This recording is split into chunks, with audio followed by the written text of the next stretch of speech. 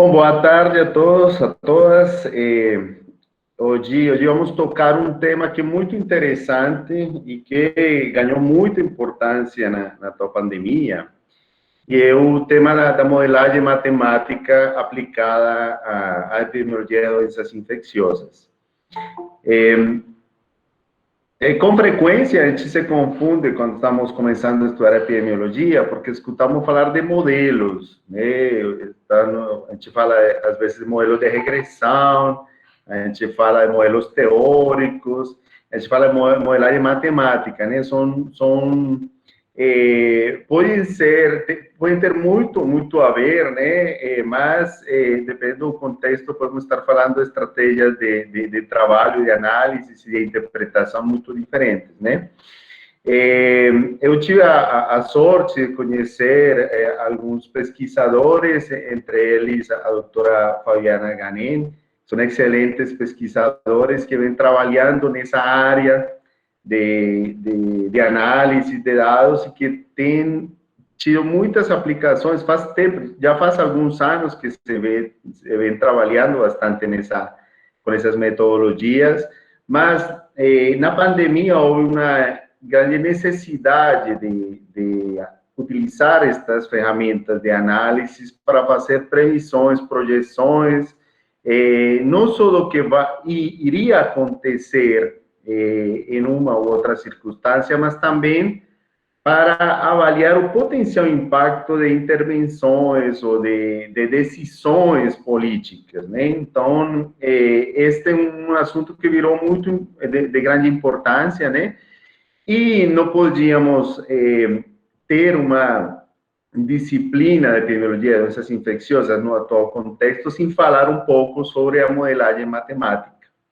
Nesse sentido, quero agradecer profundamente a doutora Fabiana Ganem, que é uma pesquisadora com bastante experiência nesta linha de trabalho, com uma excelente didática, uma grande amiga também, que já é a segunda vez que nos acompanha nesta disciplina. Bom, hoje vai nos falar um pouco sobre a modelagem matemática para que, fechando esta disciplina, fiquemos com alguns conceitos como em que consistem, né, os modelos matemáticos, quais seriam as aplicações, né, também quais seriam as limitações, né. É importante entender em que está baseado, o que oferece, e também entender até onde chega, né. Como a doutora vai nos falar, tem situações nas quais que esperamos que mudem, né? Os modelos estão baseados em pressupostos que a gente muitas vezes espera que mudem. Então, não, às vezes, as expectativas em relação aos modelos versus a realidade podem ser diferentes, mas não é um problema da ferramenta de análise, mas sim, talvez, de uma divergência entre expectativas e realidade, né? Então, é um tema muito interessante, muito apaixonante, e mais uma vez, obrigado, Fabiana. Fred, obrigada de novo pelo convite. Eu gosto muito de estar com vocês aí nesses momentos de aula. Sempre é super legal, porque é bom porque a gente para revisitar alguns conceitos, a escrita, né, e o desenvolvimento do que a gente sabe, de todo o conhecimento que a gente já teve, né, que a gente já, na experiência, trabalha todos os dias, organizando e sistematizando para conseguir passar para vocês. Então, eu comecei a trabalhar com modelagem matemática durante o surto de arboviroses. Trabalhei também modelando sífilis e HIV, para ver o impacto das estratégias de distribuição de antimicrobiano e antirretroviral. Trabalhei também no surto de sarampo, há 2 ou 3 anos atrás. A gente fez modelos também para verificar o impacto de medidas não farmacológicas na dispersão dos casos de sarampo para São Paulo. E trabalhei com influenza também, e agora estou trabalhando com Covid. A diferença de ter trabalhado com tudo isso e trabalhar com Covid é que, normalmente, quando a gente começa a modelar uma doença, a gente usa o que se sabe em relação à história natural dela e o impacto e a ocorrência dela em diferentes territórios, em diferentes públicos. Com Covid, a gente começou a modelar meio que no susto, e a ideia de fazer os modelos de Covid foram justamente para a gente ter evidência para tomada de decisão em tempo muito rápido, de forma muito oportuna, coisa que os sistemas de saúde não conseguiram fazer porque não estavam preparados para receber a epidemia na magnitude que ela alcançou a gente, né, na pandemia. Então, tá passando para vocês os slides? Tá perfeito. Tá. Então, modelos matemáticos aplicados a doenças transmissíveis, né, à saúde pública, são bem antigos já. Então, você tem modelos de 1700, 1800, que estudaram doenças, né, que estudaram a dinâmica de doenças ainda em um outro paradigma epidemiológico, e a gente tem, a partir de 1900, né, a aplicação dos estudos matemáticos na demografia do território para conseguir modelar, predizer e projetar a dispersão da doença, a magnitude da doença e a velocidade com que ela era transmitida. Então, os principais modelos que a gente teve foram os modelos de transmissão vetorial da malária, que é o modelo do Ross, o modelo do Kermack e McKendrick, né, sobre doenças transmissíveis infecciosas, que é o modelo base para modelagem das doenças atualmente, e os modelos que são derivados do modelo CIR, e eu vou explicar cada um deles daqui a pouquinho, que aprofundaram, né, todos os conceitos que foram aplicados anteriormente para tentar modelar de forma mais específica a dinâmica da história natural da doença com a dinâmica territorial e demográfica. Então, esse modelo de Bernoulli, que é um modelo de CI, né, de susceptível, infectado, exposto, recuperado, né, o removido, que são os que vêm a óbito, eles mostram a passagem de uma pessoa entre esses compartimentos, quando ela deixa de ser susceptível e passa a ser infectada, e aí eu vou explicar também como é que ele fez isso. O avanço da epidemia, né, de forma heterogênea, porque antes, e ainda hoje a gente às vezes tem dificuldade de modelar a dispersão de uma doença de forma heterogênea, porque a gente não consegue ver atrasos em relação a locais de difícil acesso, áreas isoladas, então, às vezes, quando a gente cria um modelo para a doença, você acaba assumindo que em todo o território ela se dispersa de forma homogênea, então essa foi uma das contribuições. E o declínio, quando susceptíveis se tornam imunes, recuperados ou quando eles morrem, a gente consegue incorporar a avaliação e o impacto das medidas de vacinação, de imunização nas doenças. E mostrou, né, que toda essa dinâmica, ela gera uma epidemia ou um surto, ou mantém a doença no estado ativo de transmissão. Bom, esse artigo é bem recente e é uma análise sobre os modelos para a COVID, né, da Panóptica, e ela fala que um objetivo dos modelos matemáticos epidemiológicos é projetar uma curva epidêmica predita, né, prevista, que simule cenários de como a história natural de uma doença atuará no processo de uma epidemia, ligando o processo infeccioso e a dinâmica populacional.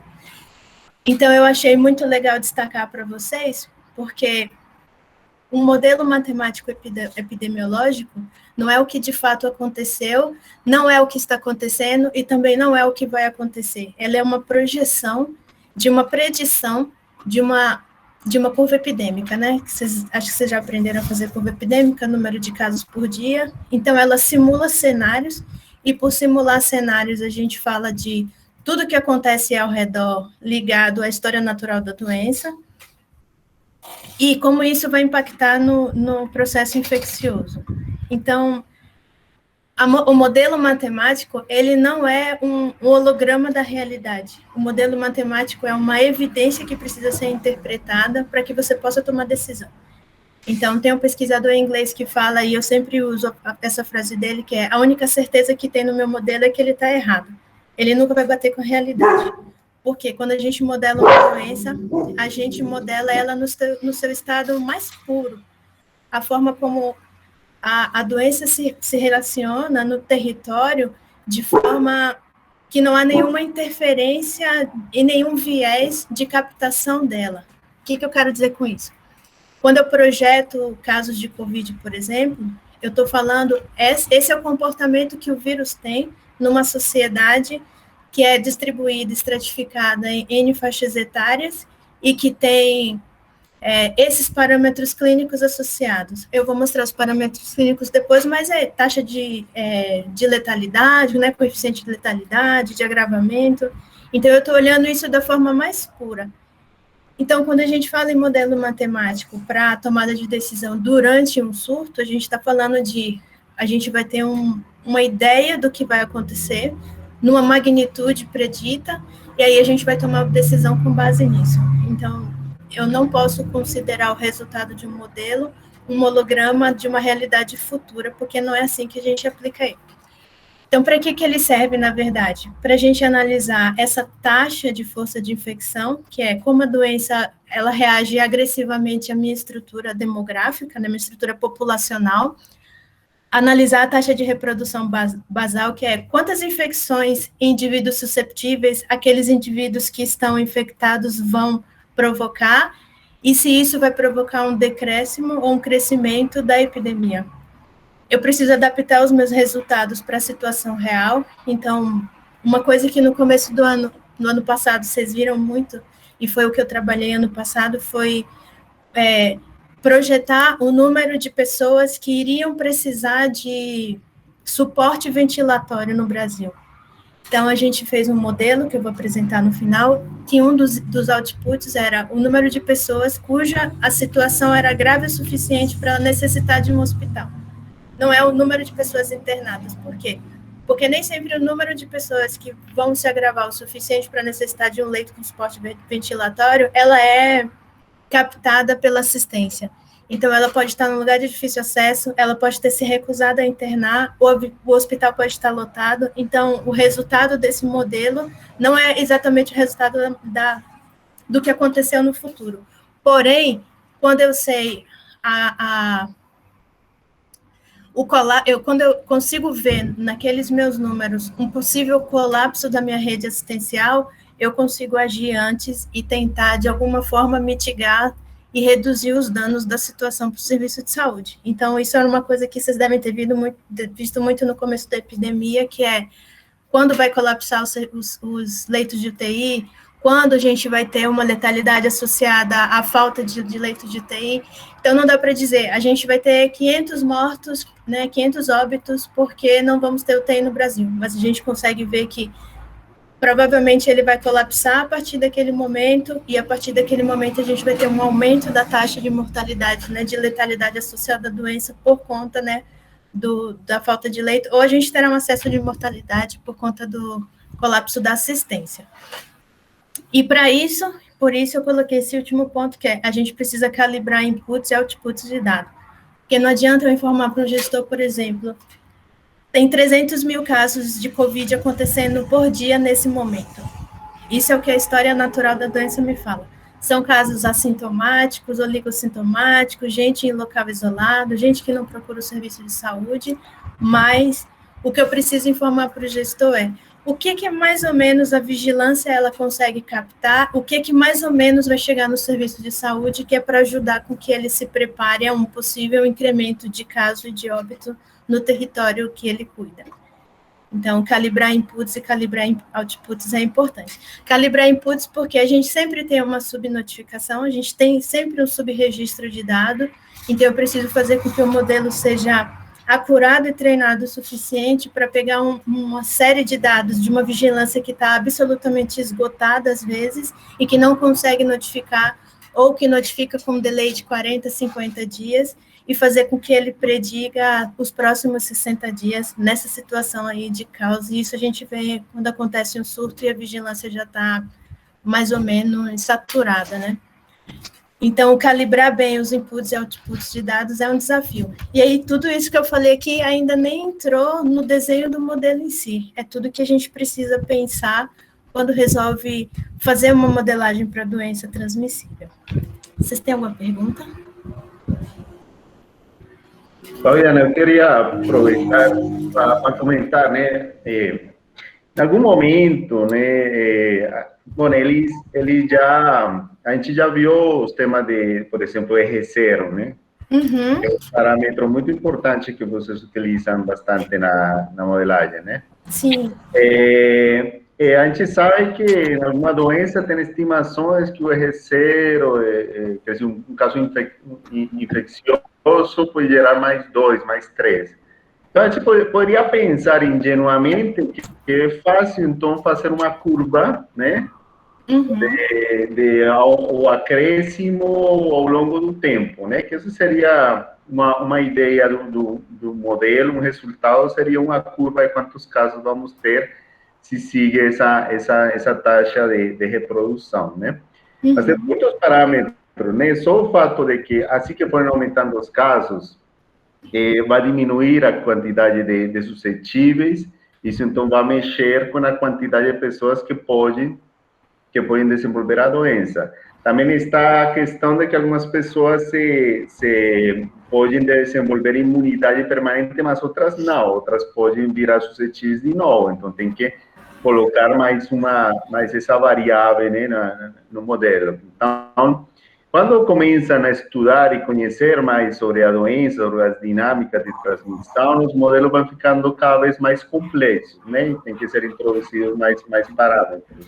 Isso. Então, eu acho que esse é um grande desafio, né? Então, antes de entrar, fazer análise dita, tem que pensar em muitas coisas, né? Que para serem consideradas. Então, um desafio grande. Fabiana, vou te perguntar uma coisa. As condições sociais, como, por exemplo, de moradia precária em aglomerados subnormais, podem ser considerados como um fator dentro do modelo matemático? Podem sim. Não em todos os tipos de modelo, né, não em todas as metodologias a gente consegue aplicar essas variáveis, mas sim, a gente consegue, da mesma forma que a gente pode estratificar por faixa etária, e eu falar, as faixas etárias acima de 60 anos têm uma letalidade maior, a gente pode colocar algumas variáveis que sejam parametrizáveis, vou dizer assim, dentro do modelo. Então, se eu conseguir parametrizar a pobreza, isso a gente já faz, por exemplo, usando o índice de Gini, IDH, né, mortalidade infantil. Então, tudo aquilo que eu consigo parametrizar, eu consigo incluir no modelo matemático. Legal, obrigada.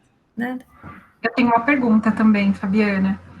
Em relação ao input, né, você estava falando sobre os casos de notificação, né? Em regiões que eu tenho maior vigilância passiva ou ativa, isso vai interferir muito na qualidade do meu dado depois que ele for processado pelo modelo? Vai porque, como o professor Fred falou, a gente tem uma dinâmica de reprodução da epidemia.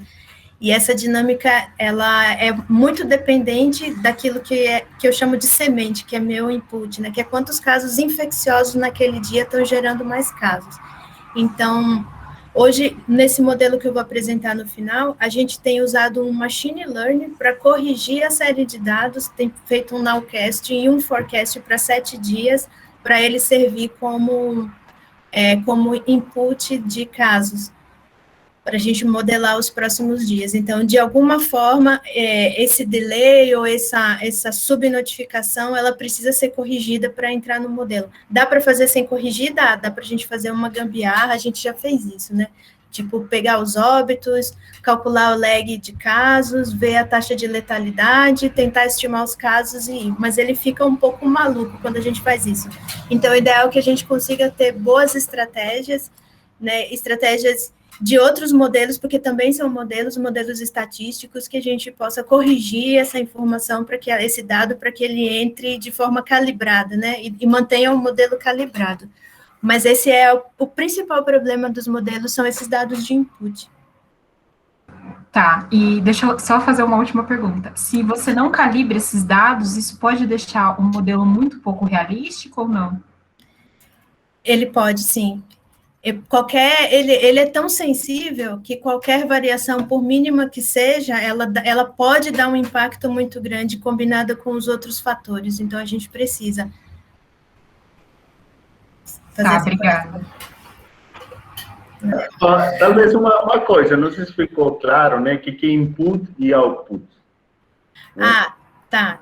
O input é o que entra de dado. Então, o que entra de dado é de informação. Os inputs que eu coloco no meu modelo são a curva de casos real, né, para o que é liberado pelo Ministério da Saúde, ou o que eu tenho de dado real, que ela vai simular o que vai acontecer para o futuro, e está aí o problema de viés por causa da subnotificação, e eu tenho parâmetros clínicos e epidemiológicos. E parâmetros matemáticos também, né, taxas de que são as passagens de compartimento. Eu vou mostrar para vocês uma imagem, vai ficar mais fácil. Então, parâmetros epidemiológicos eu tenho R0, tempo de duplicação, serial interval, generation time, vou explicar cada um deles. Parâmetros clínicos eu tenho agravamento por faixa etária, coeficiente de letalidade, né, fatality rate, que é o conhecimento, a mortalidade um pouco mais geral, né, assim, mais homogênea. Então, eu entro com esses parâmetros no modelo.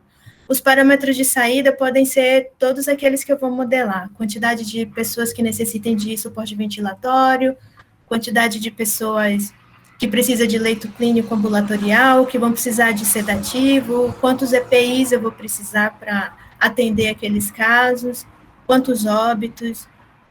Então, eu tenho diversos outputs que eu posso incluir na saída do meu modelo. Deu para entender? Sim, né? Então, os 5 seriam as informações que se sabem e que foram coletadas com estudos epidemiológicos, né? Ou informação de vigilância, já temos algumas coisas que sabemos, é o que se sabe, né? Isso. E o output seria o resultado do modelo que indica, inclui as projeções, né? O que se prevê que pode acontecer se continuar tudo igual ou se mudar alguma coisa, né? Dependendo do objetivo do modelo.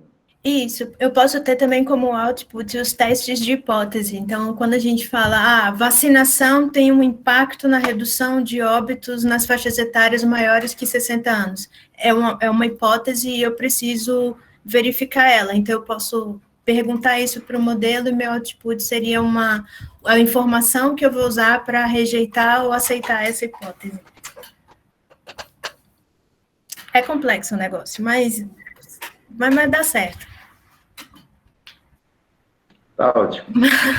Bom, vou continuar só um pouquinho para a gente poder parar um tempo maior nos parâmetros do modelo, que eu acho que vai ser mais interessante para vocês. Então, só em resumo, modelos matemáticos são em conjunto de equações ou conjuntos de metodologias matemáticas, né, são fórmulas matemáticas, que elas só servem para descrever a dinâmica entre a população, o meio e os cenários, e a doença, né, o agente etiológico, para prever cenários de dispersão da doença. Então, ela serve para auxiliar os estudos, né, caracterizando a epidemia, determinar fatores que são causadores, ou seja, aqueles que têm maior impacto. A gente testou para a COVID, por exemplo, isolamento social. Então, você vê que com baixo isolamento social a gente tem um aumento de casos. Isso a gente conseguiu modelar e depois a gente, com dados observados, conseguiu testar isso por outros modelos regressivos, por exemplo. Apoiar essas estratégias de tomada de decisão durante um surto acontecendo, se a gente não tem, na verdade, né, dado pretérito de epidemias passadas de Covid para modelar, então a gente precisa tomar decisão e entender o que está acontecendo durante, né, é tipo trocar o pneu de um carro de Fórmula 1 com ele na pista, então modelos são importantes para isso. Eles fornecem resultados que precisam ser interpretados para serem aplicados na realidade, então o modelo a gente não é futurólogo, a gente está produzindo evidência que precisa ser interpretada e aplicada aos territórios, compreender modo e velocidade de propagação e produzir evidência sobre os métodos e as medidas que podem interromper a transmissão.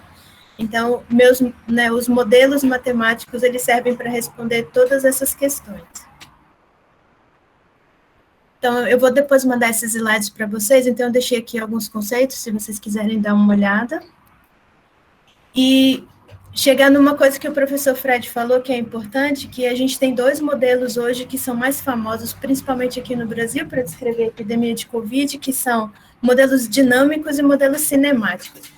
Então, se vocês lembram da física lá na 8ª série, né? O que são modelos cinemáticos? Modelos que descrevem a doença a partir do movimento dela.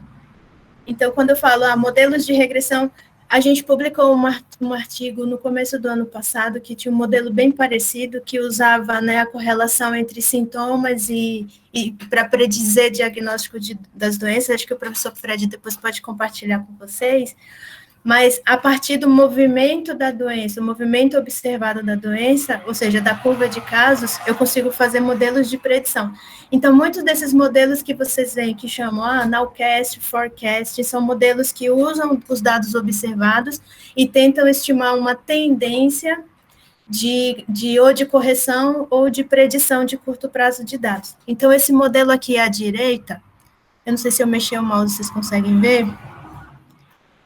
Essa linha preta aqui nesse gráfico da direita é os dados que foram reportados pelo Ministério da Saúde. A linha azul e a linha verde são os limites inferiores e superiores, aqui nas duas, né? E a linha vermelha é o que a gente teve que corrigir do dado para poder incluir no modelo, no Seixá, que é o nosso modelo. Então, vocês verem que em maio a gente tem um drop aqui, a gente tem uma queda abrupta de caso, mas, na verdade, o que a gente quis fazer aqui nesse modelo, que é um modelo estatístico, né, bayesiano, foi predizer mais ou menos o quanto que tinha de atraso entre casos que já ocorreram, mas que não foram digitados no sistema de informação sobre Covid. E eu precisei fazer essa correção para que eu incluísse esses casos mais recentes no modelo para calibrar a entrada dele para a predição. Então, esse aqui é um modelo cinemático, estatístico, e eu tenho meus modelos dinâmicos, que são esses modelos da esquerda, né? Eu coloquei aqui um bem simples, que é um modelo de inoculação para varíola, então eu tenho pessoas susceptíveis e pessoas que são imunes. Cada uma dessas letrinhas gregas aí que vocês estão vendo, alfa, mi, lambda, são parâmetros epidemiológicos que compõem um conjunto de equação para a gente simular e desenhar cenários de dispersão da doença. Então, só para vocês entenderem que existem esses dois tipos de modelos, né? Modelos dinâmicos, que são modelos de princípios, e modelos cinemáticos, que são esses modelos que se faz, modelos estatísticos a partir de dados observados. Então, hoje o que a gente está falando aqui, quando a gente fala em modelagem matemática, são de modelos dinâmicos. Fred, você quer falar alguma coisa? Não, então, quando você fala de forças, quer dizer que se pré-especificam, por exemplo, as taxas de passagem de um grupo para outro, e a partir disso você fazem projeções, né? Isso. E quando é cinemático, assim que eu entendi, é a partir dessas tendências que estão sendo observadas, tentar predecir, né? Mas a partir desses movimentos prévios. Isso, mas, a partir dos casos. Ok. Então, utiliza mais o que aconteceu já, né? As tendências, as curvas, e tentar prever o que vai acontecer depois. E é uma questão que a variável principal aí no tempo, né? Isso. Nos cinemáticos. No tempo, se descreve uma figura de alguma forma, então espero e tal.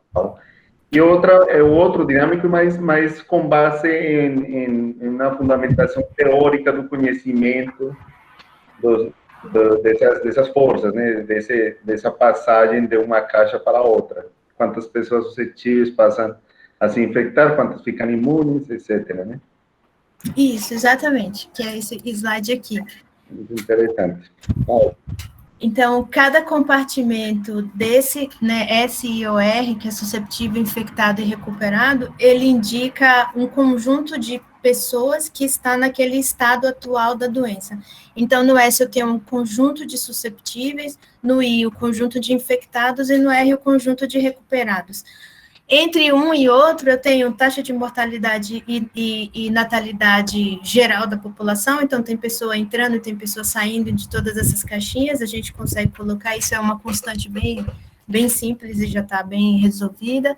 E eu tenho em cada uma dessas letrinhas aqui, tá vendo? Mi, lambda, gama, eu tenho parâmetros. Então, o meu trabalho, enquanto epidemiologista na construção de modelos, é levantar e conseguir parametrizar essas perguntas, né, todas essas questões, para incluir nesse conjunto de equações. Então, para o Seixá, eu trabalho com um colega, o Fábio, que é aqui da Universidade de Brasília também, que é físico, Então, eu passo para ele o que significa cada uma das letrinhas e ele me ajuda a montar as equações diferenciais. Eu coloquei um trechinho dela aqui, mas são equações, depois eu mostro para vocês, são equações mais complexas, e aí é legal ter uma pessoa dessa área para modelar. Então, dessas letrinhas, a minha letra mais importante é o beta, que é a minha taxa média de contato entre os indivíduos. É ele que vai dizer a força da minha infecção. E quando é uma doença cuja transmissão ela é homogênea, igual a COVID, todo mundo pode passar para todo mundo, geralmente o meu beta é igual ao meu R0. Então, nesse caso de doenças que são mais transmissão de massa, né, como influenza, né, H1N1, COVID, o meu beta geralmente é parecido com o meu R0, então a minha taxa de transmissão vai ser parecida. E aí tem uma pegadinha com o R0, né, que é, eu estou falando quantos casos secundários um caso primário usa, mas olhando para ele sem olhar para a minha epicurva, eu não consigo dizer o tamanho da epidemia, eu consigo dizer a força dela. Então, se eu tenho um R0 igual a 2, eu tenho 100 casos gerando 200 casos, né, eu tenho um R0 igual a 2. Eu sei que ela está se duplicando em um curto período de tempo e que ela tem uma magnitude muito alta, né, porque um caso gerando 2 casos, ou como sarampo, que é o R0 14, 15, eu tenho um caso gerando 15 casos, né. Ou no começo da epidemia, que eu tive, por exemplo, no Princess Diamond, que foi o navio onde foi feita a investigação, a primeira investigação, você tinha um R0 de 14, porque ele tem uma taxa de ataque muito alta, então você tinha ali muita gente infectando, pouca gente infectando muita gente no começo. E aí, a mesma coisa vai acontecer se eu tiver 100 mil casos gerando 200 mil casos. Então, o R0, ele não serve tanto para me dizer quantas pessoas estão infectadas, mas para me dizer qual é a força dessa infecção numa população que está susceptível. Então, tem essa pegadinha, a gente tem que prestar atenção. Nem sempre um R0 baixo significa que a epidemia está controlada, né? Às vezes, um R0 de 1.2, 1.3, como a gente tem visto hoje no Brasil, não significa que eu não tenho pouco caso, porque eu tenho aí uma média de 60 a 70 mil casos dia de Covid, né? Então, tem que prestar atenção nessa pegadinha aí. E aí, uma vez pensado nesses parâmetros, né, eu coloquei aqui, só para dar um exemplo mesmo, né, que o S de susceptível ao longo do tempo, né, recebe aí em mim indivíduos, né, devido ao nascimento e perde devido à morte. Então, minhas dinâmicas populacionais estão aí, para não ter nenhum viés em relação ao crescimento natural da população. Os indivíduos são infectados com uma taxa de infecção lambda ao longo do tempo, então eu vou aplicando isso ao longo do tempo, e aí a gente precisa saber esse parâmetro aí. O grupo de indivíduos que está infectado, né, recebe lambda de susceptíveis indivíduos devido à infecção dos indivíduos susceptíveis ao longo do tempo. Então, isso aí são parametrizações da história natural da doença. Então, é muito confuso, eu tentei escrever aqui o que é que significa cada caixinha de uma para outra, só para vocês terem ideia do que é essas equações aqui do lado. Então, eu tenho essa dinâmica ao longo do tempo para cada um dos... E é por isso que ela é uma equação diferencial, porque ela depende da dinâmica populacional, então eu tenho gente passando de uma caixa para outra o tempo inteiro, ao longo do tempo, e aí eu vou aplicando parâmetros para conseguir manter essa equação num estado de equilíbrio ou não. E aí a gente vai conseguir modelar a doença. Então, também vou deixar esses slides aqui. Essas explicações é só para vocês entenderem mais ou menos o que é cada linha dessa infecção, ou dessa equação, mas não tem problema, vocês não... Assim, não, é difícil mesmo ler ela ao pé da letra. Eu queria, desculpa, Fabiana, poderia voltar? Que realmente os modelos matemáticos podem ficar muito complexos, bem complexos mesmo. E não sei se você às vezes coloca um slide de um modelo, você às vezes coloca um slide de um modelo que é super complexo, né? Não sei se vai colocar aí, assustador. Sim, coloquei. Mas eu queria aproveitar um pouquinho que talvez o mais simples, né? Talvez, eu acho que o mais simples que existe, para refletir um pouquinho, né? Como você falou, é uma caixa, cada caixa fala de um grupo de pessoas. Tem pessoas suscetíveis, pessoas que estão infectadas, que são, poderíamos considerar que todas são infecciosas também, quer dizer, não só estão infectadas, como podem passar para outras pessoas. Tem pessoas recuperadas, né? Então, o que é essa seta? Essa seta fala de que tanto passa de uma caixa para outra, né? E existe uma velocidade, que a velocidade é lambda, que seria como o quê? Uma incidência, né? Incidência de infecção. E a incidência de infecção vai depender, primeiro, de que existam contatos entre pessoas que são infecciosas e pessoas que são suscetíveis, né? Então, aí, nesse sentido, por isso aparece esse termo, esse lambda, tem a ver com um beta, que está relacionado com a taxa de contatos, multiplicado pela quantidade de pessoas que podem ser fonte. Então, na medida que existam mais pessoas infectadas e mais contatos entre essas pessoas, vai ter maior velocidade de um lugar para outro, né? Aí tem outros termos, aqui tem um gama, né, que é com que velocidade, e tem a variável tempo também, né, e o lambda é com que velocidade passa as pessoas infectadas a se recuperar, né, e existem outros parâmetros, com que velocidade eles morrem, né, com que velocidade eles saem emigram, né, com que velocidade nascem.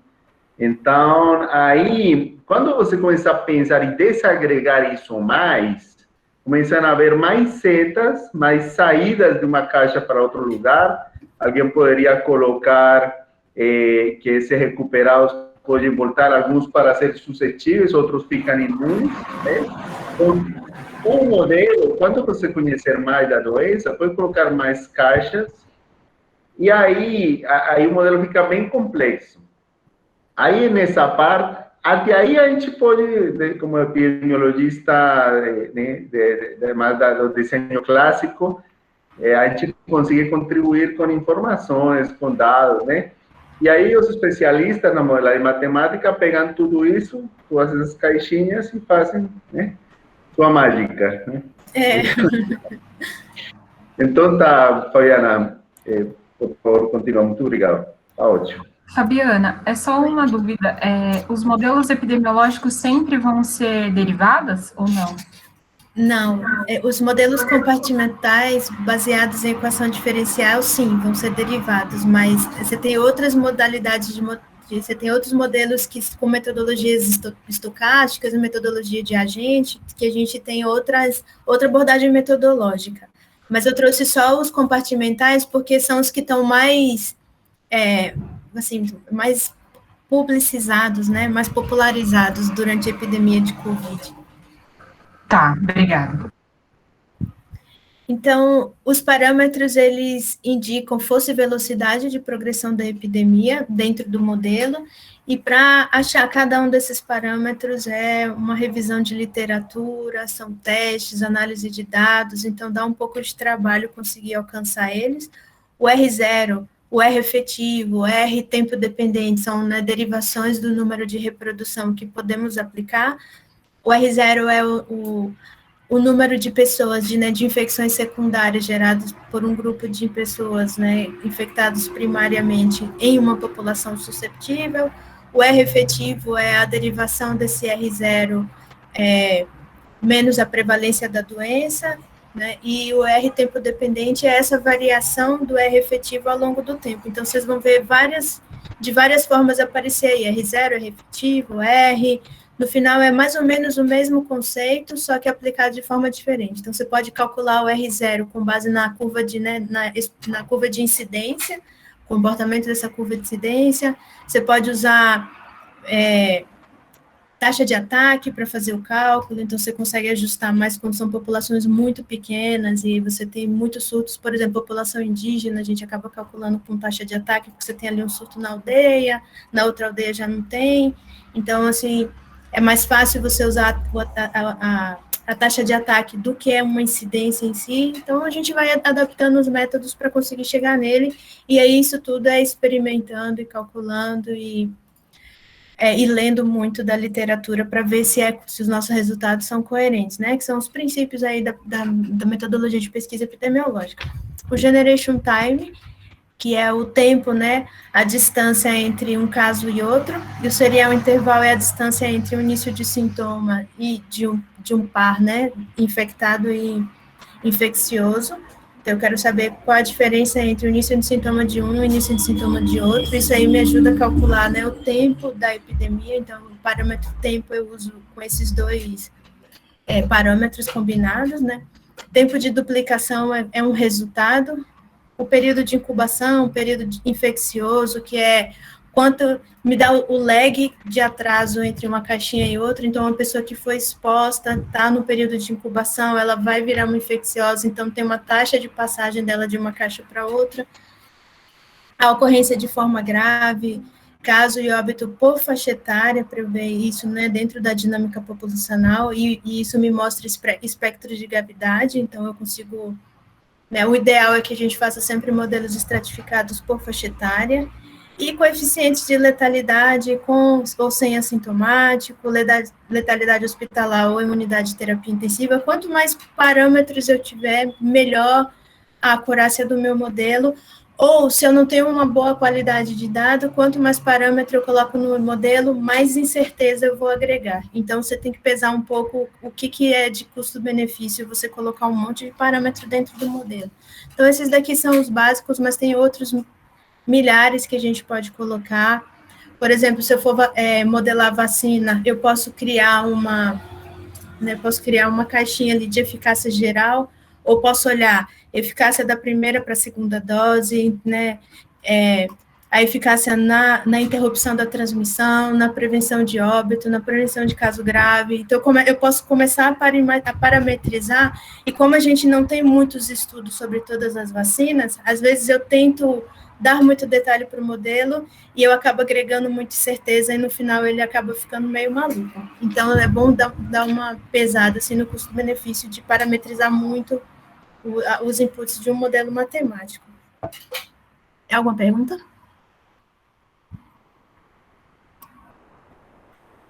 Então, assim, isso aqui era mais ou menos o que eu queria falar em relação à história da doença, né?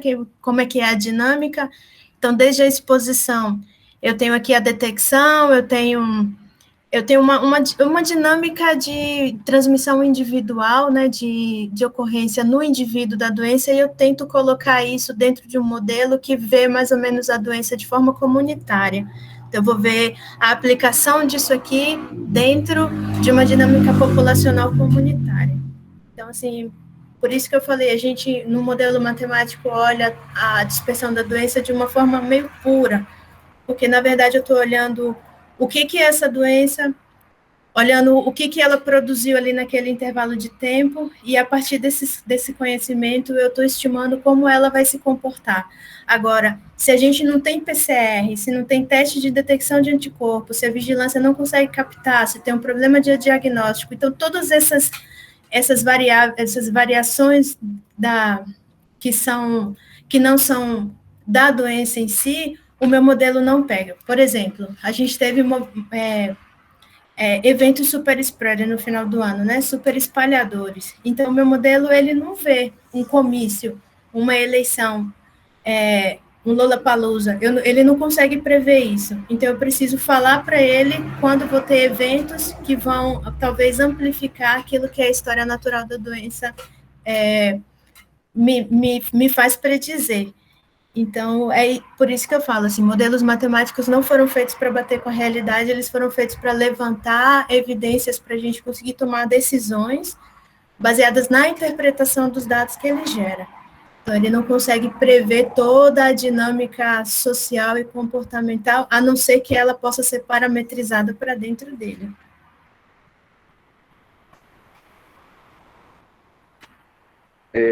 Olha, aqui pergunta Rosângela, o que é ficar maluco em um modelo, né? Você comentou quando tem muito parâmetro, muita coisa, né? Quando entra em detalhe demais, quanto mais parâmetro, também mais erro também, né? A gente começa a embutir erros no modelo, e às vezes ele começa a ficar desequilibrado, descalibrado, então ele acaba gerando um número de óbitos muito menor do que o que vai acontecer, né, o que está predito para acontecer, ou ele acaba com todos os susceptíveis. Então, assim, tem que pensar direito como parametrizar direitinho para não desequilibrar esse conjunto de equações. E quanto melhor, eu falei isso porque, assim, quanto melhor a qualidade do dado, mais confiança no parâmetro, menos incerteza no modelo. Eu não sei se você acha pertinente uma ideia que eu tenho. Por exemplo, o R0, que é um conceito que a gente comentou com eles, é um parâmetro muito importante e a gente poderia colocar o R0 especificamente no modelo, né? Que tem o erro na estimação, mas a gente poderia desagregar os determinantes do R0, né? O R0 depende da duração da infecciosidade, da taxa de contatos e da probabilidade de transmissão em cada contato. Mas se a gente for procurar cada um desses parâmetros, né, que seria uma forma de desagregar, cada um deles, tem seu erro, né, foi medido com um erro. Então, se a gente incluir muito, desagrega demais, acaba ingressando mais erro, né, que ter medidas que às vezes já foram estabelecidas, acaba sendo um pouco contraproducente às vezes, né? Isso, exatamente. Então, é exatamente isso. Agora, tem perguntas que a gente precisa responder e aí a gente precisa correr o risco, né? Que é o que, eu não lembro o nome dela, perguntou se dá para colocar situações sociais dentro do modelo. Então, se a gente precisa trabalhar com populações específicas, populações vulneráveis, por exemplo, população prisional, então eu preciso conseguir colocar isso. Apesar dos dados da população prisional talvez não estejam tão bons, mas, bom, é necessário, a gente precisa fazer. Então, um dos parâmetros que a gente tentou usar no começo do ano foi a distância em horas da residência até um hospital de grande porte, né, de um hospital terciário, e se isso tinha algum impacto na mortalidade. Então, assim, você combina vários métodos ali, consegue parametrizar, faz ali uma correlação, às vezes faz um machine learning, às vezes a gente tenta ali uma regressão para conseguir parametrizar essa hipótese, né, essa pergunta, e o modelo, e fazer com que o modelo responda. Então, assim, sempre parar, pensar e ver o custo-benefício de incluir esses parâmetros dentro do modelo. Mas, assim, quanto maior a quantidade de informação e de parâmetros, melhor fica o modelo. Mas se a gente coloca, né, parâmetros ruins ou mal calculados, também a gente tende a aumentar o erro do modelo. Então, você vai acabar tendo um modelo com 500% de erro, talvez não seja tão útil do que você tentar fazer um modelo mais geral e conseguir ali 85% de confiança, né? Acabei de ver que meu slide está errado, tá? O R0 que está ali nas bolinhas amarelas, o sinal está ao contrário. Acho que eu dei um Ctrl+C, Ctrl+V, não funcionou, mas aqui era só para vocês terem ideia de qual que é o formato da curva, a depender do status do R0. É dentro de um modelo CI, que era o que o professor Fred estava falando agora, né? Então, se eu tenho diminuição do número de susceptíveis, eu vou tendo um esgotamento e uma finalização da minha epidemia. Que aí bom, problemas de reinfecção, aí esses modelos mais complexos a gente vai ver daqui a pouco, mas no geral, né, essa é a dinâmica de uma epidemia quando a gente olha para o R0. Então, vai caindo o número de pessoas susceptíveis, né, o R0 vai se aproximando de 1, então você tem ali um platô, né, que vai dando uma oscilada, mas se você tem diminuição de susceptível, a minha linha de recuperado tende a subir, então esse aqui baseado, né, no que a gente entende por número de reprodução, é a dinâmica geral de uma epidemia. Aqui é um exemplo, né, do número de reprodução tempo dependente. A gente fez isso, né, na epidemia no começo, para tentar entender como é que estava. Esse desenho da esquerda aqui, né, é da Inglaterra, é do grupo lá da Inglaterra, que estimou mais ou menos. Então, vocês veem aqui o R0 deles 3,4. A gente estimou para o Brasil um R0 de 3,1. E aqui, esse verdinho, eu não lembro de onde é, mas é também a variação tempo dependente, né? E esse aqui na direita fui eu que fiz esse gráfico, então vocês veem, no começo da epidemia tem um ruído super grande, né? Você vê que os intervalos mínimo e máximo são super grandes, que significa? A vigilância aprendendo a captar corretamente os casos de Covid. Então, você pode ter ali Aqui ele começa com R0 igual a 5, mas na verdade a gente desconsidera, porque precisa tirar o número de casos importados, ainda não tinha transmissão comunitária, então você tinha muita gente chegando, gerando pouco caso, depois você teve uma inversão, então no comecinho ele ficou um pouco desregulado, mas depois você vê que ele se mantém sempre num platôzinho ali em torno de 1, né? E aí é o que eu falei, você pode ter 100 casos gerando 200, né? 100 casos gerando mais 100, um R0 ali de 1 e pouquinho. Eu posso ter 100 mil casos gerando 100 mil casos. Então, o que ele me mostra é a velocidade de dispersão da epidemia e não o tamanho em termos de quantidade, né, de incidência. Ele tem que ser olhado junto com a incidência, porque a incidência me diz o número de pessoas que estão, né, infectadas, e o R0 me diz a velocidade, o poder, a força de infecção de novos casos, né? Então, tem que prestar atenção nessa pegadinha aí. Às vezes ele bate ali abaixo de 1, mas como ele está olhando o dia, então você tem ali uma variaçãozinha no número de casos, mas em geral ali, se você for olhar uma média, esse R0 aí deve estar 1.3, 1.4 nesse dia que eu calculei.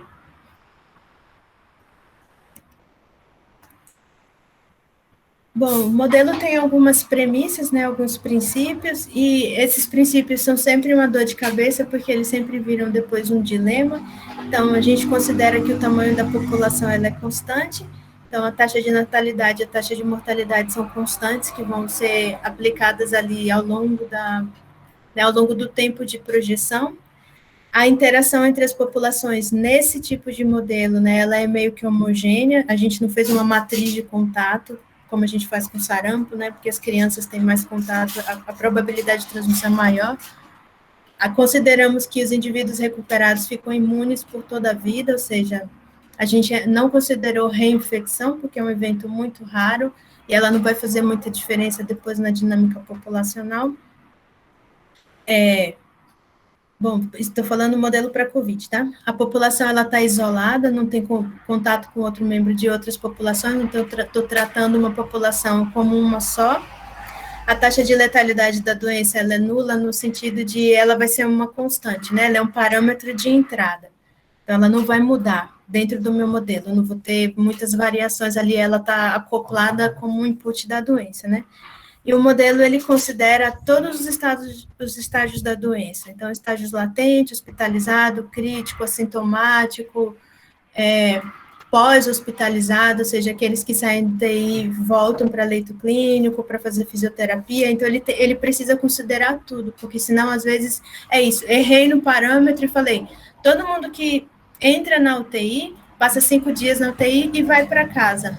Então, eu já errei aí no meu parâmetro, porque normalmente quem está ali na UTI, né, durante um tempo, volta para o leito clínico antes de ser liberado. Então, eu acabo subestimando o meu número de casos, né, de casos severos, que são casos hospitalizados. E aí ele talvez não consiga prever um output mais realista, né, e preveja isso de forma subestimada. Então, pensar na parametrização de todas essas informações, de todas essas premissas que a gente precisa introduzir nos modelos são importantes.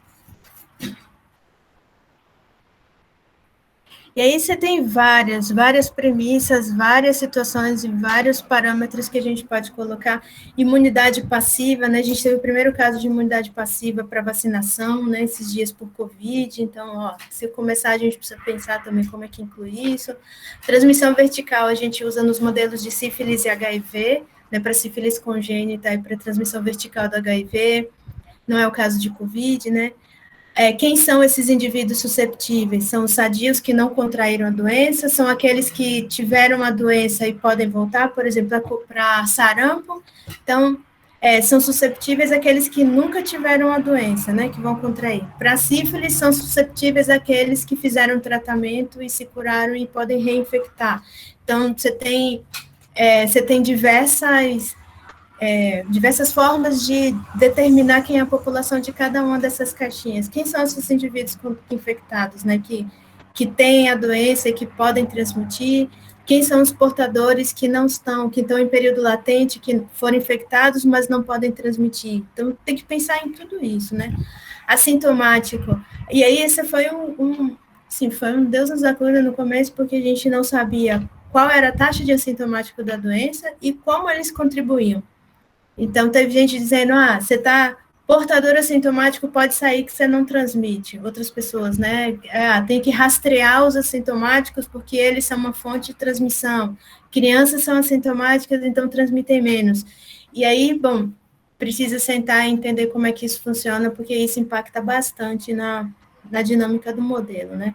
Vacinado ou imunizado, aqueles que receberam, vamos tratar os que receberam primeira dose, imunização parcial, esquema vacinal completo, quanto tempo de imunização aquela pessoa a imunização daquela pessoa vai perdurar antes que ela volte para a caixa de susceptível, né? De quanto em quanto tempo eu tenho que reaplicar a vacina.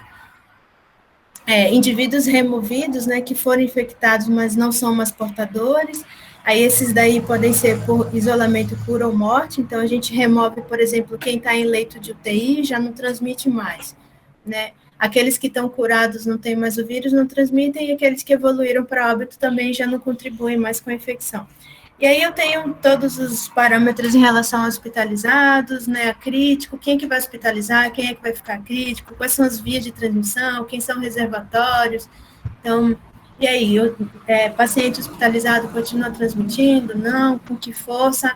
Então, essa matriz de parâmetros é um trabalho inicial que precisa ser feito, e isso aí é papel do epidemiologista para conseguir fazer a construção matemática desses modelos. Então, apesar de se chamar modelo matemático, na verdade, ele é um modelo epidemiológico compartimental que usa de equações matemáticas para poder reproduzir e simular a interação entre esses vários parâmetros e vários compartimentos. Mas, de fato, mesmo que está ali no background dele, são diversos pressupostos e premissas epidemiológicas sobre a história natural da doença. Então, o matemático vai trabalhar com as equações, mas você precisa ter um grupo de epidemiologistas para conseguir definir bem quem são esses parâmetros. E aí, acho que esse era o slide que o professor Fred estava falando, que você tem modelos muito simples. Então, eu tenho aqui o modelo CI, que só tem uma taxa de transmissão e uma taxa de recuperação. Então, eu posso olhar ele aqui para avaliar, por exemplo, a ocorrência de um surto, saber o que aconteceu ali, tentar simular. Eu tenho modelos mais complexos. Esse modelo... Vocês veem, não sei se vocês conseguem ver o mouse aqui passando. Mas eu tenho um modelo aqui com vacinação acoplada, então eu tenho 3 categorias de susceptíveis, né? Aquelas que vão virar expostos, os que vão ser infectados e os que estão vacinados. Eu posso pegar uma caixinha dessa e quebrar em vários compartimentos. Eu posso ter aqui várias, mais para a direita, né? Vários estágios de infecção antes dele recuperar. Então, pode ser que ele tenha uma infecção leve, uma infecção grave e uma infecção que requer hospitalização. Então, eu posso quebrar aqui esse público em 3, né? E esse mais complexo aqui, que trabalha com transmissão direta e indireta, né, que é a interação de vários modelos. Então, eu tenho aqui número de pessoas susceptíveis, os eventos de transmissão, ele conseguiu parametrizar aqui frequência, né, de contatos interpessoal. Então, eu posso dividir essa taxa de transmissão, né, entre pessoas que vivem na mesma casa, contatos domiciliares, de pessoas que estão inseridas na comunidade, a gente pode fazer isso, público em risco, se você tem ou não medidas de intervenção, por exemplo, contact tracing, a efetividade de políticas públicas. Então, eu posso ter modelos que incluem vários tipos de complexidades e para tentar responder e simular o melhor possível a história natural da doença. Fred, você quer comentar algum deles? Não, só reforçar o que a gente tinha comentado, né? Tem diferentes modelos, alguns podem ser muito importantes dependendo de uma doença ou outra. Por exemplo, uma doença na qual nem todo mundo recuperar ou fica imune, vai precisar, bom, quando essa proporção é grande, né, pessoas que têm uma infecção e ficam suscetíveis de novo, aí, quando essa proporção é grande, vai precisar mais uma caixinha, né? Mais um grupinho que se recupera. Uhum. Ou voltar uma seta, voltando, né? A questão dos suscetíveis. Quando começa a considerar também outros determinantes que acabam sendo muito importantes. nem sempre não tem como acabar, às vezes, se você começar a procurar, não tem como acabar de colocar os quadradinhos e todas as setas. Mas a gente espera que os modelos agrupem, né, ou pelo menos incluam as coisas mais importantes, né? Então, tem aquele aforismo, né, da estatística que todos os modelos estão errados, mas alguns são úteis, né? De George Box, que acho que você comentou no início, né? Mas a gente tem que focar em qual que é o erro que é importante reduzir, né? A gente tem que pensar em o que é prioritário, né? Mas, assim, eu queria comentar que é importante que vocês se familiarizem com essas letras, porque quando leiam um artigo, leiam uma reportagem na mídia, saibam o que é o modelo CIR, né? O que é o modelo CEIR, né? O que considerou? Então, já sabem que o modelo CIR, então, é um modelo que considerou umas caixinhas, né, de suscetíveis, infectados, recuperados. Um CEIR incluiu mais uma caixinha de expostos e considerou com que velocidade passavam de uma caixa para outra, né? E com base nisso fizeram as projeções, né? Então, acho que isso é uma conclusão bem importante dessa apresentação, né? Obrigado. Então, assim, já aproximando um pouco do final, o Seixá é o modelo que fizemos para a epidemia de Covid aqui no Brasil.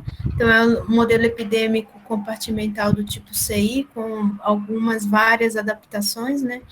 Recentemente, a gente está trabalhando para publicar o VAC-Seixá, que é o modelo Seixá com vacina acoplada, e aí ele acabou virando 2 modelos, é um modelo compartimental, né, com a dinâmica de equações diferenciais para modelar a epidemia, acoplado a um modelo de agente, né, que é um modelo de campo médio, para a gente ver o impacto de variantes no poder de transmissão e dos agentes imunizantes, no atraso ou na redução de óbito e internação. Então, hoje a gente está trabalhando, né, em um modelo que são vários modelos acoplados. Então, o Seixá, ele é estratificado por idade, desagregado por cidade, e a gente conseguiu ver algumas questões, né, para parametrizar, a gente conseguiu resolver. Então, taxa de letalidade desproporcionalmente elevada entre idosos, em pacientes com comorbidade. Então, a gente viu isso analisando os bancos de dados públicos, aí a demografia ela passou a ser um ponto super importante para o modelo, e é isso, né? Se a gente retira essa variável, ele acaba talvez subestimando o número de óbitos. Então, o Seixá também estima dispersão, projeto estimativa de caso grave, óbito e demanda por insumo hospitalar. Então, eu posso não assumir um número exato, mas eu consigo afirmar a projeção de novas ondas, o incremento de casos, e aí você tem que estar preparado para isso, né?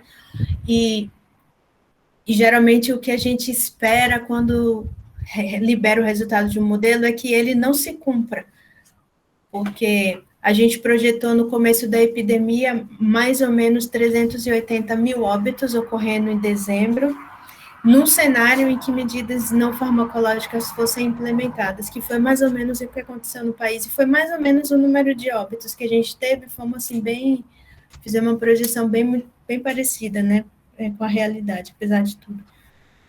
Mas quando a gente fez a simulação no cenário, assim, tudo solto, tudo aberto, sem medida, deixar que a doença tome seu rumo e faça o que ela tem que fazer, a nossa projeção foi de 1 milhão de óbitos, né, para o final, para agora, para esse momento agora em que a gente está. Então, não, na verdade, para o começo do ano, né, a gente está em maio, para o começo do ano a predição era 1 milhão de óbitos. E é isso, a gente entrega a predição, eu falo, se não tiver nada, a gente vai ter 1 milhão de óbitos, e aí você precisa decidir o que fazer, então o gestor vai lá e aplica uma medida não farmacológica, aí você tem um texto de óbito, aí ele fala, tá vendo? Não bate o modelo com a realidade. Que bom que não bateu, né? Porque se tivesse batido, a gente estava numa situação muito pior do que a gente hoje está, na verdade, que já não está boa, mas estaria bem pior. Então, ele serve também para dar uma orientação do quão grave a situação vai se tornar sem nenhuma medida de contenção, né, de mitigação. Então, ele estima essa dispersão e projeta mais ou menos ali quantos casos graves e, né, a sobrecarga do sistema e o número de óbitos gerados. E, para isso, a gente colocou esses compartimentos, né, que é hospitalizado, crítico, UTI, fatalidade, assumindo que toda vez que o número de casos ultrapassasse o número de leitos disponível, a letalidade da minha doença passa a ser 100%, porque uma pessoa que não tem um leito com suporte ventilatório, quando ela precisa, né, se ela precisa da UTI, se ela precisa do oxigênio, se ela precisa de um ventilador mecânico e ela não tem, a probabilidade, né, de evolução para óbito é 100% que a gente assumiu. Então, foi importante a gente ter esse output para falar, precisa aumentar a rede, ou tudo que tiver acima dessa linha aqui vai se converter automaticamente para óbito, né? Então, a gente conseguiu avaliar um pouco a sobrecarga da doença no sistema de saúde, e isso foi importante para a gestão ser organizada. Então, o modelo Seychelles é super simples, né? A base dele é super simples, eu tenho aqui susceptível, exposto, infeccioso, assintomático, hospitalizado crítico e os recuperados, sendo que recuperado pode ser por cura ou óbito, ou cura e depois óbito também, né? Você pode ter os dois combinados, pode sair do hospital e aí você ter uma evolução já um tempo depois para óbito. Então, esse aqui é o Seychelles, e aí a gente tem outros dois modelos, tem mais um modelo de campo médio, né, que é um modelo de agente para, caso haja a necessidade de acoplar diferentes variantes, a gente tem essa possibilidade, e caso a gente queira acoplar a velocidade da vacinação na projeção de casos, a gente também consegue. Então, foi uma opção boa, porque a gente consegue modelar individualmente o efeito de cada uma dessas variáveis. Apesar de que a gente não tem, assim, estudo clínico que mostre ainda a importância dessas variantes, né, de preocupação na força de transmissão, a gente tem várias hipóteses, a gente tem vários estudos de prevalência, a gente tem várias coisas, mas eu ainda não tenho um parâmetro muito específico que eu possa incluir no modelo sem gerar um erro muito grande nele. No momento que a gente tiver, a gente vai acabar incluindo. Então, esse aqui é o modelo que eu tenho trabalhado para a COVID desde o começo do ano passado, né, que o Fred deu várias contribuições também, e é o que a gente tem usado ainda hoje para tentar responder algumas perguntas. Então, dificuldades na modelagem, acho que eu vim falando ao longo do tempo, mas as principais são uma calibração dos inputs de dados, que é ter dado oportuno, ter bons parâmetros, e aí a gente consegue bom parâmetro com a qualidade de dado, e bom parâmetro vem de bons estudos, bons sistemas de informação, de bom, né, acesso a técnicas de análise que sejam robustas, né.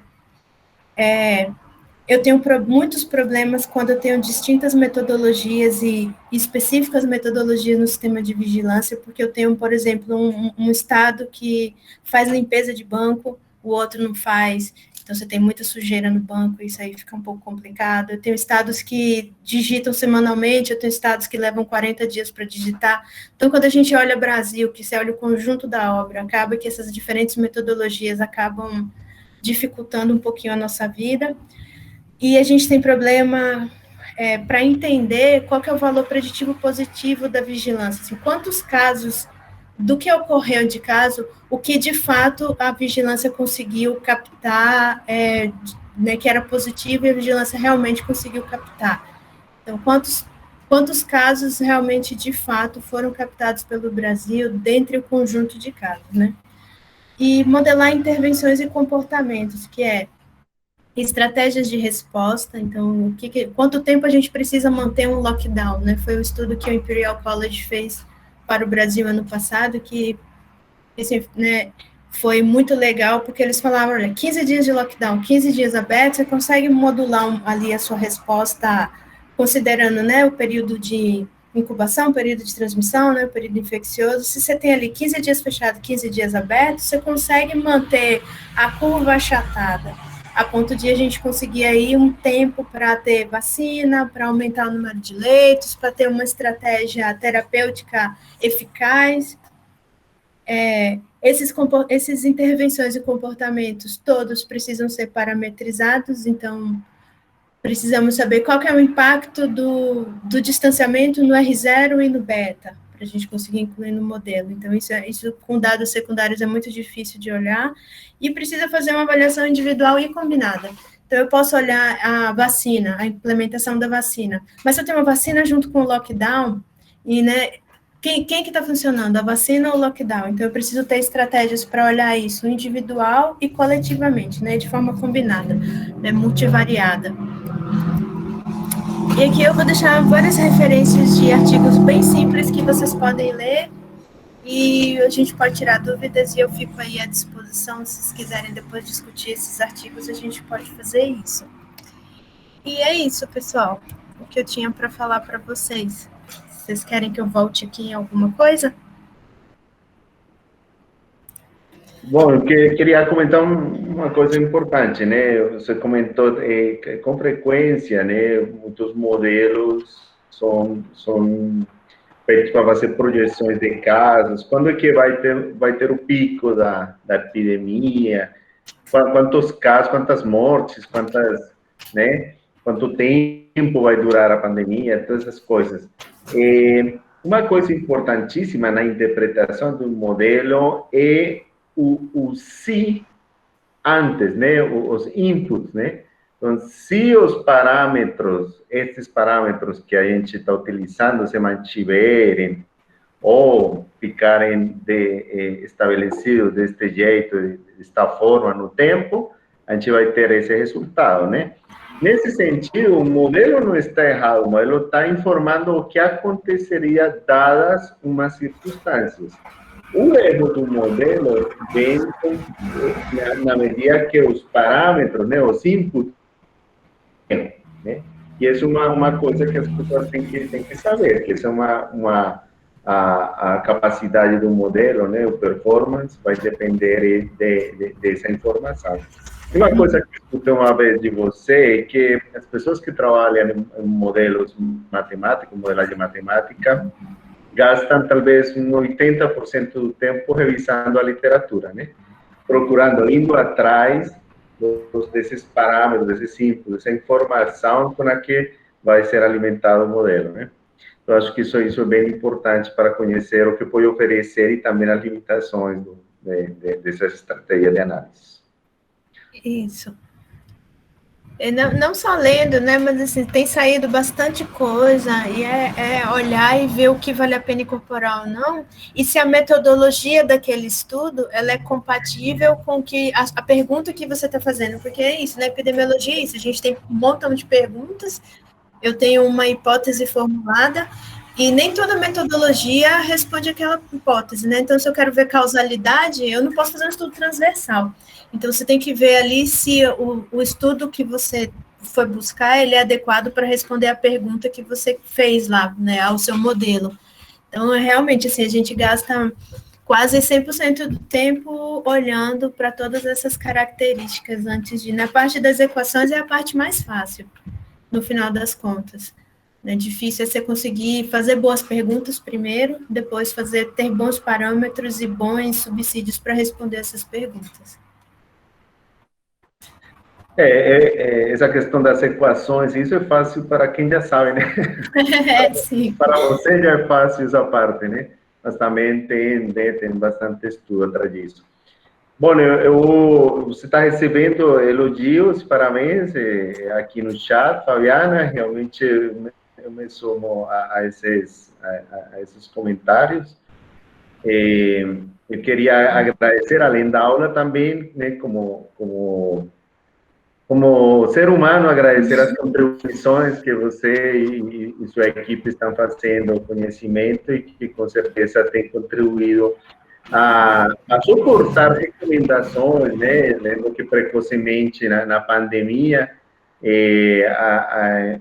muitas reportagens foram feitas reforçando a necessidade do isolamento como a única medida que nesse tempo podia evitar, né, as mortes por Covid, né? Então, se essas recomendações, né, chegaram a muitas pessoas, na medida que isso ajudou a que muitas pessoas evitassem, né, a transmissão, Então, foi uma importantíssima, com certeza, uma importantíssima contribuição que você, né, e toda a sua equipe tem feito, né, o conhecimento. Então, muito obrigado. Então, aqui estão perguntando algumas coisas, aqui, Maria Vitória. Eu vi aqui, eu ia responder. Gente, primeiro, obrigada pelas incríveis elogios, sempre é legal, assim, saber que tá todo mundo prestando atenção, ninguém dormiu. É um assunto meio chato, é complexo, é muita coisa, mas, bom, assim, a gente se acostuma, assim, no final das contas é muito legal, assim, é uma área que eu escolhi trabalhar e que, com o tempo você vai acostumando e vai ficando mais fácil, né? No começo realmente é muita coisa. Mas aqui a Maria Vitória perguntou em relação ao software, a gente usa vários softwares. Primeiro, para análise de dados, a gente usa o R, né? Eu particularmente uso R, e para fazer as equações, eu uso Python e Rust, que são duas linguagens de programação que são rápidas, né? Linguagem orientadas, e aí você consegue incluir essas equações dentro, né, do modelo usando essas linguagens. E é legal porque você tem várias bibliotecas científicas, então você consegue gerar gráficos, é bem bacana, mas sim, a gente usa vários softwares.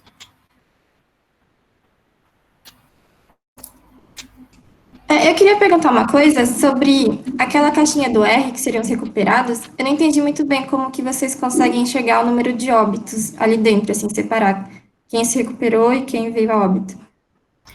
É fácil, a gente usa a taxa de letalidade da doença. A taxa de letalidade é o número de óbitos sobre o número de casos. Então, se eu consigo predizer o número de casos, eu aplico a minha taxa de letalidade, ou seja, 5% dos casos vão evoluir para óbito, de um jeito bem simples, né? Porque é um processo mais complexo, mas falando assim de forma bem simplificada, eu consigo aplicar a taxa de letalidade em cima dos casos, a taxa de agravamento, a taxa de recuperação, a taxa de, enfim, para poder predizer esses compartimentos de saída. Bom, mais uma vez, muito obrigado. Acho que a modelagem, né, hoje em dia está ocupando um importantíssimo papel na previsão e na orientação de decisões, né, decisões em políticas públicas. Com certeza vai seguir tendo um papel muito importante. Então, é bem interessante. Agradeço muito, Fabiana, pela participação nesta aula.